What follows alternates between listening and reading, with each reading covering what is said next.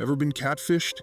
In medieval times, that meant your future spouse's portrait was painted by a very generous artist, and you wouldn't know until your wedding day.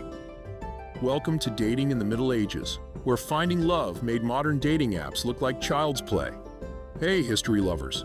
Today we're diving into the wild world of medieval dating, where your parents were basically your Tinder algorithm, and sliding into DMs meant sending a messenger pigeon. Trust me, you'll never complain about your dating life again. Picture this. You're swiping on medieval Tinder, but plot twist. It's your mom doing the swiping. For nobles, dating was less Netflix and chill and more politics and chill. I mean, forge political alliances. Your perfect match wasn't determined by star signs or whether they liked pineapple on pizza. It was all about that sweet, sweet land ownership. And don't even think about matching with someone below your social class. That was medieval dating's biggest red flag. But if you weren't fancy enough to have your parents arrange your marriage, things got way more interesting. Peasants had what we might call a more organic approach to dating.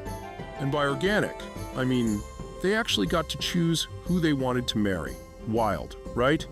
Sunday church was basically their version of a club night, minus the EDM and plus a lot more praying. But church wasn't the only place to find love. Medieval folks also hit up local fairs, which were like the medieval version of music festivals, minus the flower crowns and plus a lot more livestock. Think about it. You're at church, trying to look pious while secretly checking out that cute farmer from 2 villages over.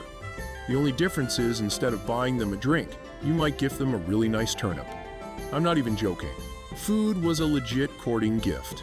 Speaking of gifts, forget diamond rings and designer bags. Medieval couples had their own unique way of showing affection. Rich lovers would exchange brooches and belts with "A more" carved into them. Basically the medieval version of making it Instagram official. But if you couldn't afford the fancy stuff, no worries. People would give miniature versions of expensive gifts instead, like tiny purses and jewel boxes. Knights would receive handkerchiefs from their special someone, and for the practical romantics, there were handmade pillows and towels. Because nothing says "I love you" like good home decor, am I right? Now, here's where it gets spicy. Ever heard of courtly love?